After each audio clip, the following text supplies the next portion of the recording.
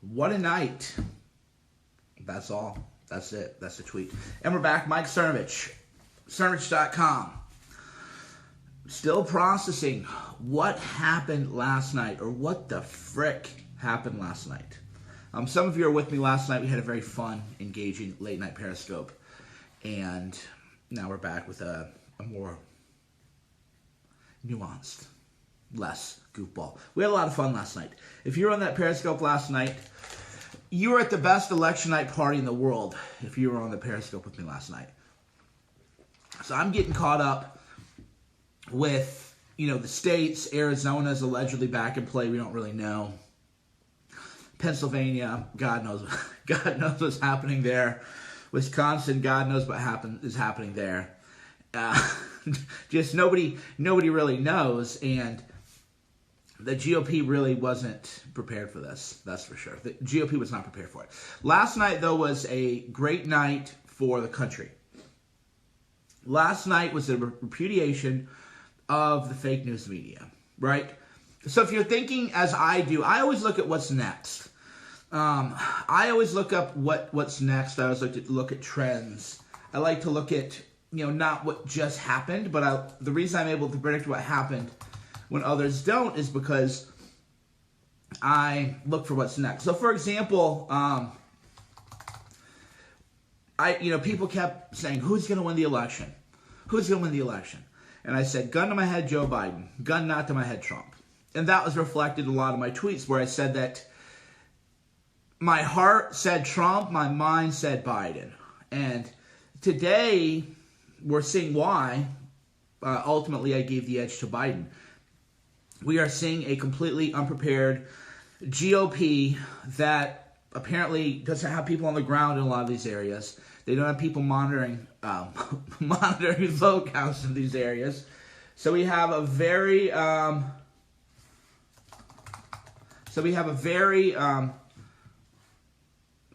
do you want to say, unprepared GOP, I guess we put it. So that's why I gave the edge to Biden, although I knew that it was going to be very close. It was a rejection last night of the fake news media. As someone who's regularly lied about by these blue checks, I occasionally wonder, does anyone believe them? And last night showed that, no, people don't believe the media. There has not been a person more hated by the media writ large than Donald Trump. Right? And it's not close. There's no one who's been attacked in the way that Donald Trump has, and it isn't even close. And yet we're going to be this nail-biter Bush versus Gore on steroids. By the way, so a Bush versus Gore election, which we're going through right now, shows that the country is still conservative. Right? The country is still conservative.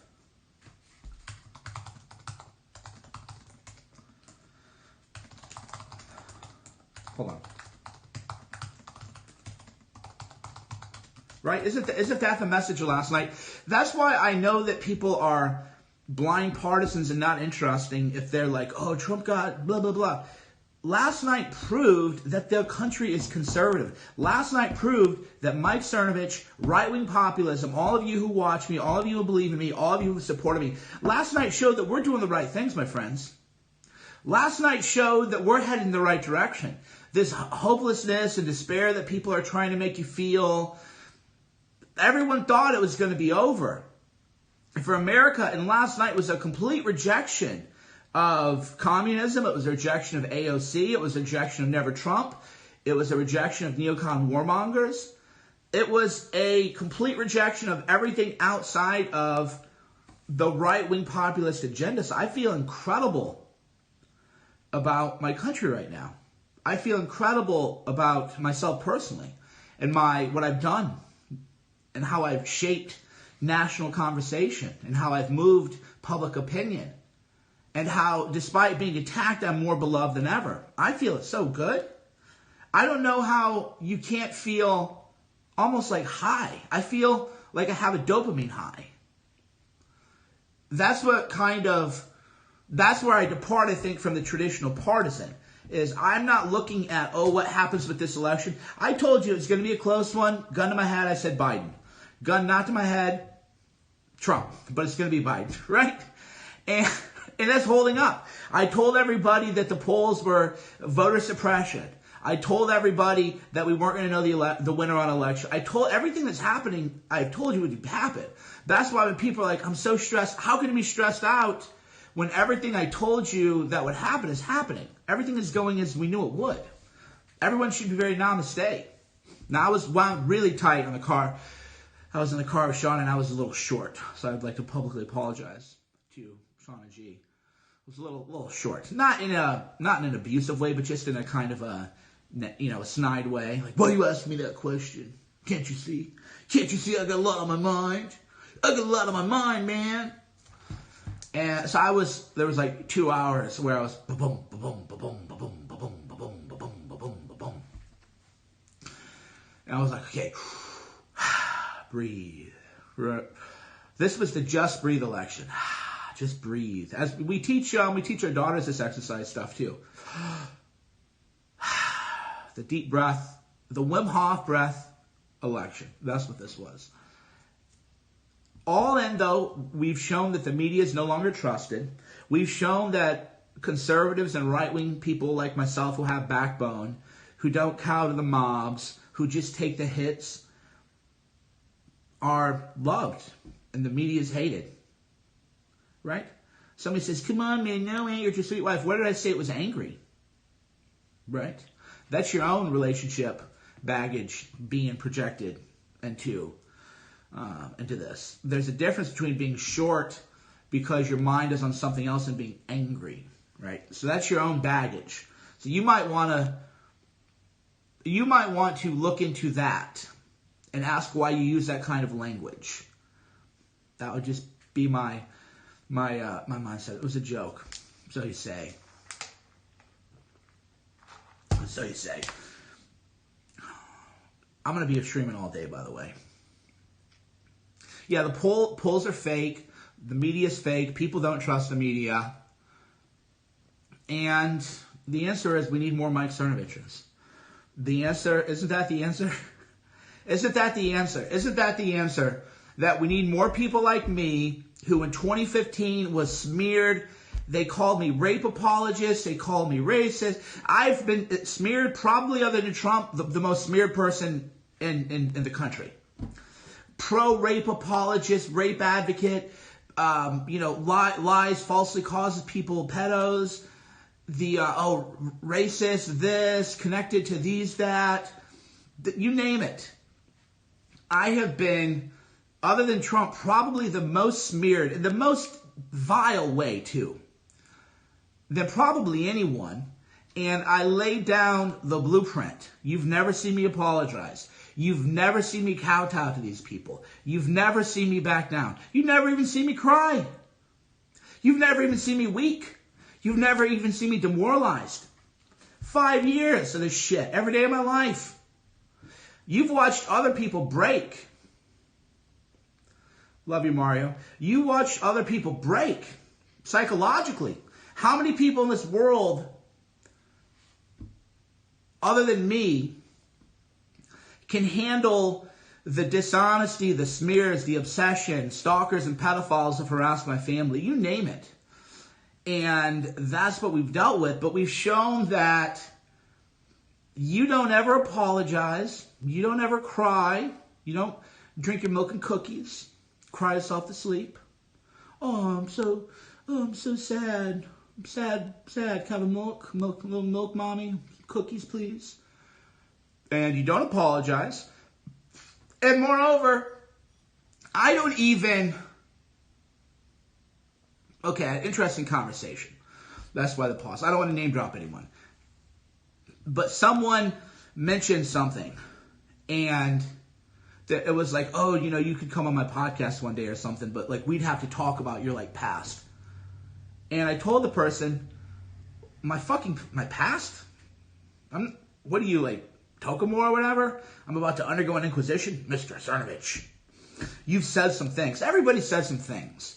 And that's where, if you're on the right or you're conservative or whatever you want to call yourself, if you're on the quote-unquote right, the populist right, I don't have to justify my existence to you people.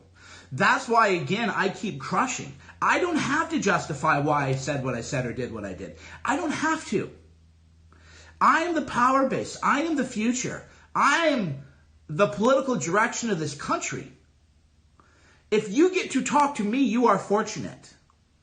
That is the attitude and belief that you have to have about yourself. So not only do I not apologize, but I have no interest in explaining my story arc. My story arc is what? I've always been a nice person. My story arc is what? I've always said inappropriate things. My story arc is what? I have a gallows sense of humor. My story arc is I enjoy self-deprecating humor about myself. And that I have a lot of fun. That my sense of humor might not be yours. That's my story arc. Love and light. People who are so dishonest would be the answer. Every man has made the kind of jokes that I've made. I don't care if you're Bill Gates. Well, Bill Gates might be a bad example. Bill Gates actually, I think, is a shady dude. A little bit different. Steven Pinker hung out with Jeffrey Epstein. But then Steven Pinker wants to go on Twitter and be sanctimonious. That, I think, if you had to say what we do, and little Sam Harris kind of got it but didn't. We are a rejection of sanctimony. What is sanctimony? Sanctimony is not if you're a Christian or a Muslim or an observant Jew. Sanctimony is not you keep kosher. Sanctimony is not that you pray before dinner. Sanctimony is not that you do Ramadan. That's not sanctimony. Sanctimony is you're a hypocritical prick who has said or done or associates with people who have said or done worse than others, and then you judge. Right? And then you judge. That's what sanctimony means. And we are a rejection of sanctimony. We are a rejection of, wait a minute, you're at CNN and you want to criticize Mike Cernovich, but Caitlin Collins at CNN had homophobic tweets. No, you don't get to. No. No one has the moral high ground. You're conditioned as a person at birth that there's a moral high ground and some people have it and we don't. No one has the moral high ground. The party of Jeffrey Epstein and Harvey Weinstein does not have the moral high ground. The party of Donald Trump does not have the moral high ground. I don't believe we should retreat into full-blown nihilism. In fact, I believe in God more than I've ever believed in my life, and I'm 43. I'm not teaching nihilism. I'm teaching that no one has any moral high ground. We are all... Oh, by the way, Nestor, my phone, I dropped it in the... I dropped it, so I don't have a phone. I was going to text you, or I was going to have you come over for cigars, because another friend is going to come over. So, Shauna's going to text you, or text Shauna, because I don't have a phone.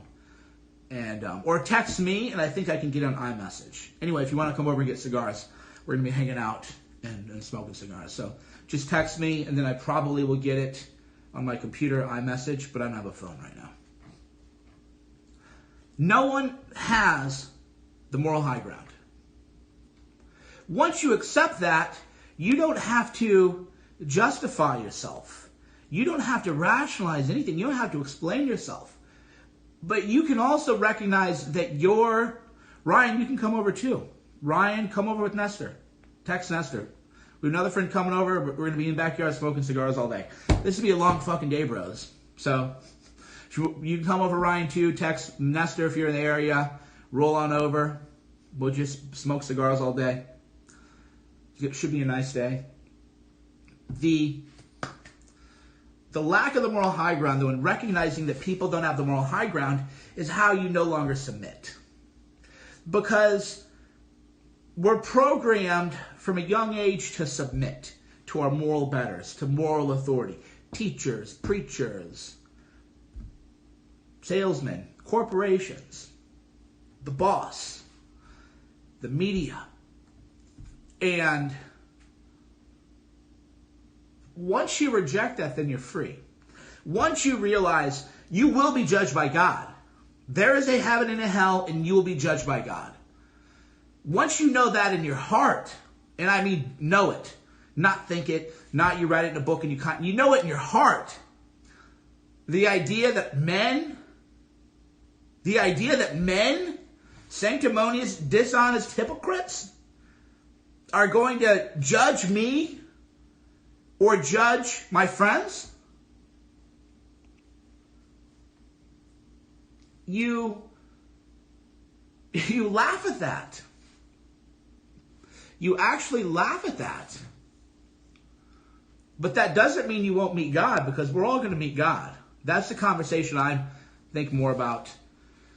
That's the conversation I think more about every day, is the sit down with the big guy in the sky and the big gal in the sky, because I think God is a duality, and I don't want to get into that right now because I don't want to trigger a bunch of religious people. That's the conversation to think about. This conversation with these creepy media guys. No thanks. No thanks. However, I will say, though, it's beautiful to witness in real time the media's repudiation and rejection. Last night was as much a referendum on the media as it is a election. Last night, there's only one conclusion. There's only one conclusion from last night. The conclusion is the fake news media doesn't have the mind control we think we have if you push your own media, if you have your own media. So I'll give you an example. I was in 3 movies in 2020. And one of them I released was Hoax 2020. It had a Vimeo only released a year before, but we'll just say I was in 3. I was in Hoax, I was in The Plot Against the President, and I was in another one. Have you heard of the third one I was in? Right? So, in 2020, I was in 3 movies. Hoax got widely released, finally. The Plot Against the President, I was in. There was a third movie that I was in. Have you heard of the third movie?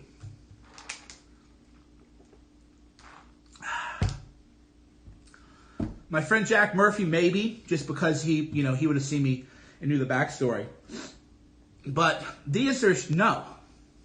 The Atlantic did a huge one on me. The Atlantic spent $5 million. The Atlantic spent $5 million on a movie to try to make me look bad. And all that happened was the movie has not been watched by even 10% of the people who have seen Hoax, and it lost money. And the people who have watched the film, if you read the reviews on iTunes, and they're only 15, unlike Hoax. So if you read the reviews are, we like Cernovich and we're mad that you lied about him. That's the lesson of 2020. The lesson of 2020 is that people see through the propaganda. People see through the left-wing lies. People can watch a $5 million movie made by the Atlantic and Cerno laughs all the way to the bank and how much money they wasted to come out to me, to take a shot at me. How flattering is that, by the way? How flattering is that Steve Jobs' widow spent $5 million to try to make me look bad? And it made me look good, because you can't make me look bad. Because people see through the propaganda. But that said, none of you even heard about the film. I'm in 3 movies. Everybody heard about The Plot Against the President. That's doing bigger numbers than Hoax. Hoax, everybody's heard of. And then this other film, you're like, oh, I didn't even know there was another film. People see through the propaganda. All right, I got to get on a call, talk to somebody about a matter. But I'll be on the interwebs all day. Mike Cernovich. Hair's looking good, by the way. This hair's looking good. No wonder I've been getting more hate than usual. Imagine you're a reporter and your job is to cover Mike Cernovich, and you're in your 20s, and your hair doesn't look as good as I look in my 40s. You know what I mean? I'd probably be mad if I were them too. Like, look at this guy. There's an old man here. He's got better hair than me. I don't color it either. See that? No color. That's that natural kind of sandalwood color. I don't know. Sandalwood, I'm not really sure what you call it, but that's why they're mad. That's why they're mad. They're young,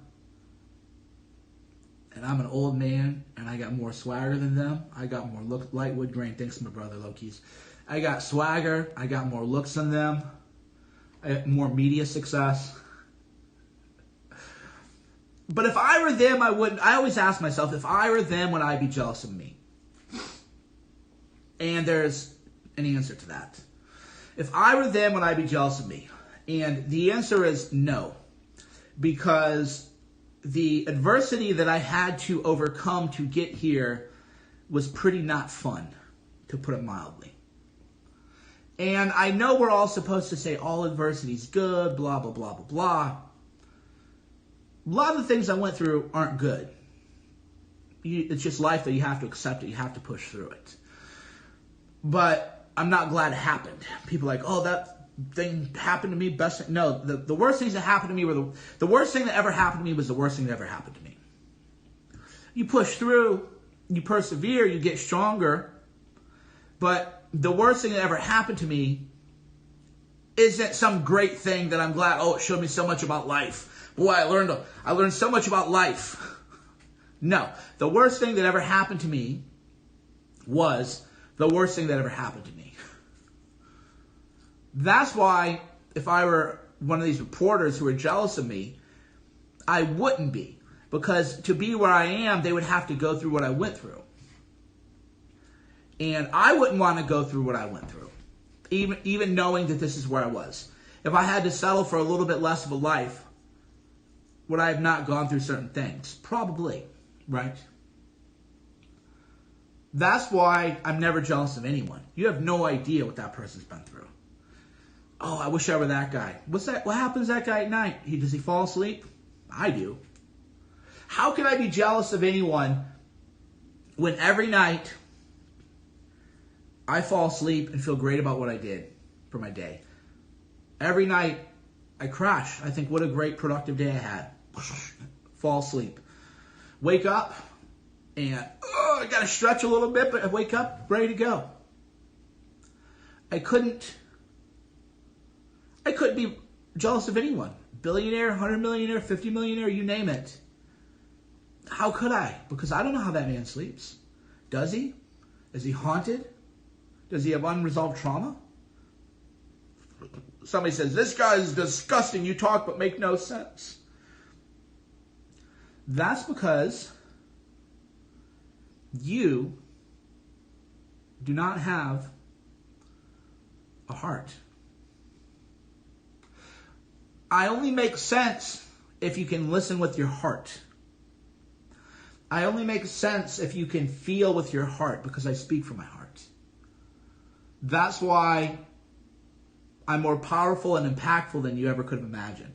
That's why I could go from 20 Twitter followers, no media backing, no advertising, no help from establishment media, no help from conservative media, and I can just drive through 700,000 followers. While making, how many people have 100,000 followers or more because of Mike Cernovich? 10, 15, 20? Right? How many people have 100,000 followers because of Mike Cernovich? 10, 15, 20, maybe more? There are some people that, have more followers than me now. And I'm glad for them. How many people have 10,000 or more followers because of me? Hundreds? Maybe thousands? How many people have businesses because of me? Online businesses. Right? How many people have you only heard of because of me, and now they have entire businesses because of me? Dozens? Right? Not zero, that's for sure. The reason that's possible is because I always speak with heart, with love power, with the divine energy. And as De Lobo 531 says, I not only have the followers with no pandering, but I reject people, right? How many people have you seen me, how many times have you seen me lose 10,000, 20,000 followers in a day. More than that, right? More than that. That's how you have to live, people. All right, my friends, thanks for watching. I'll be back. Mike Cernovich, Cernovich.com, Cernovich.com.